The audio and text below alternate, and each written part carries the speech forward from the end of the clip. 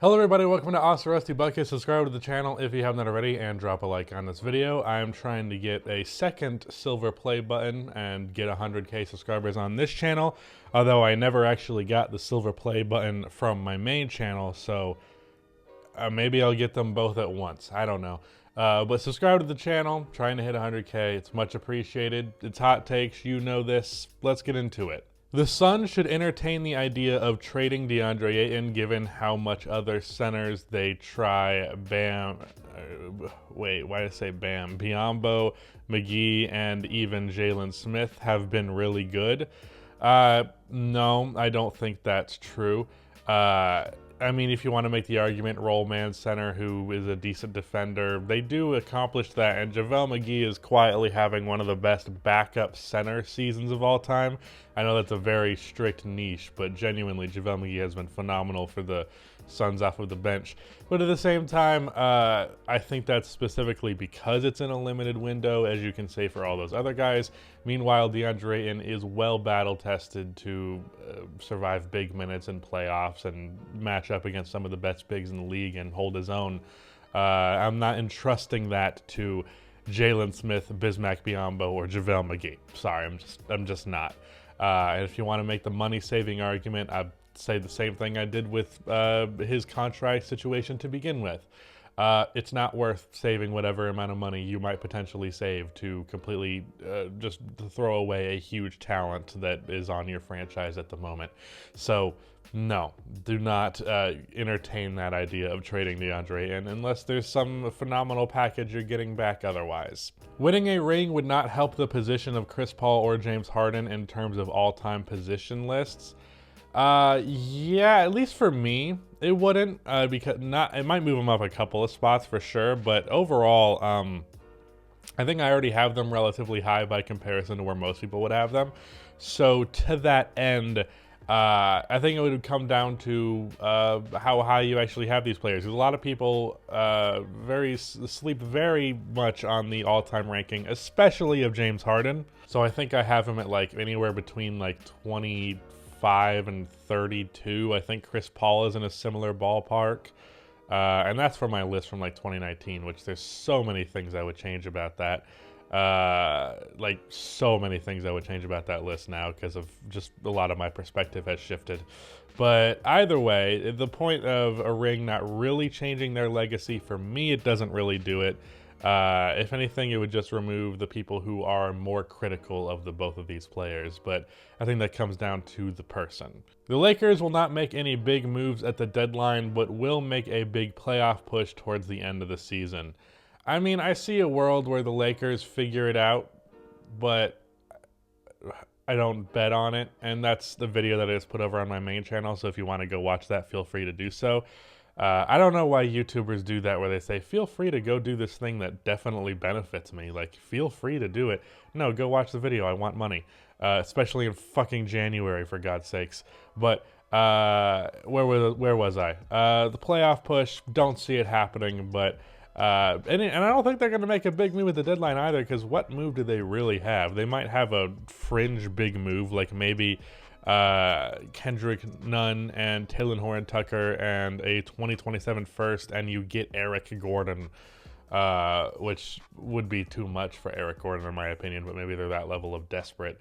Either way, I don't think that's moving the needle significantly enough, and I don't think they're going to make a big playoff push.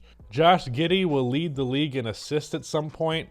I feel like Josh Goody, Jesus Christ, I can't speak. Josh Giddy, Jish Goody, apparently, will lead the league in assists. I don't think so. I think Jesus Christ, this is what happens when I wake up and record these videos. I think Josh is going to be like a taller Ricky Rubio, which is a borderline all-star caliber talent. But I don't know that he's going to have the ball in his hands quite enough at his peak. I don't know that he is going to be relied upon as a main ball handler quite enough at his peak to quite reach the threshold of leading the league in assists. But Ricky Rubio has a couple of times been like third or fourth in that list, I believe. So I would project him to be in a similar thing there. And by the way, Ricky Rubio is very good, so that's not really a knock. Like, I saw someone like try and shit on Josh Giddy and was like, he's gonna be a tall Ricky Rubio. A tall Ricky Rubio is really, really good and borderline all-star caliber, so not really a knock. Westbrook might soon be out of the league. He has too big of an ego to take a pay cut, but talent is not great enough for what he wants. I don't know that I'm going to go with the too big of an ego to take a pay cut. I think, if anything, where ego might play a part would be more role. Obviously, he was upset with being benched in that fourth quarter, but at the same time, he also didn't, like, he wasn't unprofessional about it. He was like, yeah, I'm upset, but it is what it is. So I don't know. I think it comes down more to what team wants to give Russell Westbrook and the role that he wants to have. And even if he is willing to shift his role into a smaller place, where is that valuable? Where is like 50% of what Russell Westbrook brings to the table all that valuable? Like, is he going to be a sixth man? Or is some team just going to desperately cling on him being the star talent that they want? And then maybe he is just the guy who's the perennial 8th seed player. I don't know. The future for Russell Westbrook definitely does not look particularly pretty right now. He's going to take his player option to be with the Lakers next season, and then after that, I wouldn't be surprised if the Lakers didn't re-sign him after all this. I wouldn't be surprised if he was traded now that he's on a 1-year contract, and I wouldn't be surprised if after that contract was over, it wasn't easy for him to find a position in the league. And that's not even because he's not a talented player, but sometimes it goes beyond talent, and it comes down to what role are you willing to play, and even if you are willing to play a more limited role, what does that really look like with the player with Russell Westbrook's skill set? I don't know if Russell Westbrook's skill set works in a role player position. So that's, I don't know, that's an interesting thing to keep an eye on. I won't say one way or the other. I'm sure he'll find some avenue, but it's not a guaranteed path for sure. Which is, you know, kind of scary for him. But he's also going to make $44 million next year, so he'll be fine. But, you know, continuing his career onward, it'll be a little bit of a concern. Stat padding is cool and fun as long as the game is already decided. You know what? I agree. I don't care anymore. If you want to pad your stats, go for it. I think where stat padding becomes bad is when the game is not decided and you're trying to get certain numbers. But when the game is already out of reach, the Suns game I watched the other day, Chris Paul had 16 assists. And in the fourth quarter, the game was already pretty much decided. But you could tell Chris Paul was trying to get some assists so he could get to 20. I didn't have a problem with that. Get 20 assists. It's cool. And I think back to all of the games with Klay Thompson and Steph Curry where they could have easily had like 70 points, but they were taken out of the game after the third quarter because the game was already decided. I wouldn't complain about them being in the game and hitting that crazy historic mark. Historic numbers are fun regardless of the context. Even if a context of the game being out of reach and it kind of being stat padding makes it feel less significant, it's still significant in some regard or another. So I don't get the moral posturing about stat padding. The Clippers with a healthy Kawhi and PG would be the front runners to win this year's playoffs. I don't agree with front runners, but it is crazy to think that that's another team that very well could have been on the board this year, and there would be 7 teams that are in a contender category where I would put them. Dom2K just put out a main channel video about the 6 contenders, and I agree that those 6 teams are the contenders and everybody else is not.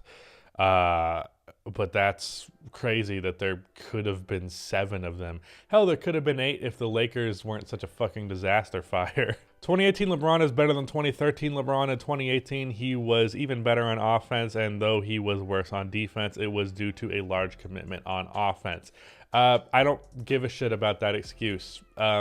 If he was a worse defensive player because he had to do so much on offense, then he was a worse defensive player, period.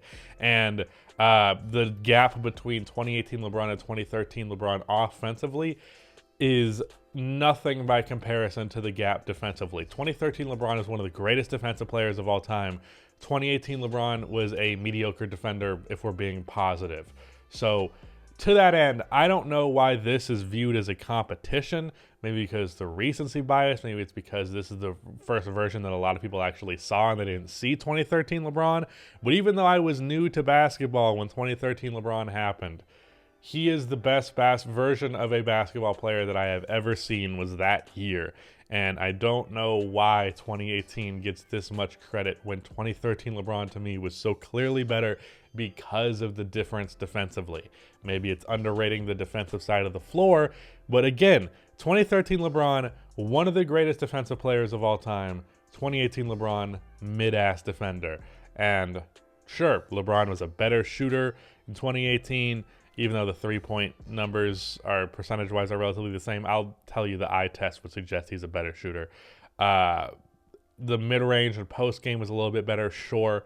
Had more of a playmaking load, but really you could argue he was just asked to do more because of the situation.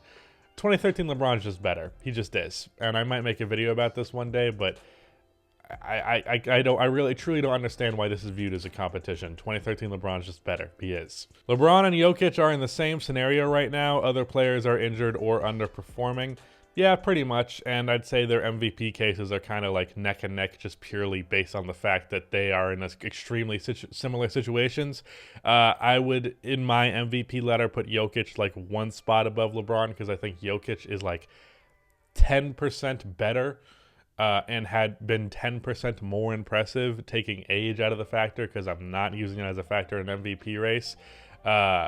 So I think Jokic has been a little bit better than LeBron, and the Nuggets have been a little bit better as a result. But they're basically in a similar tier in terms of this conversation because we all acknowledge that they're playing amazing, but we also have to acknowledge their teams just aren't good enough to win this award based on that award's precedent. So shout out to them, but you're not winning the award. Grayson Allen should be banned from the NBA for life. Yep. That's the end of the video. Goodbye.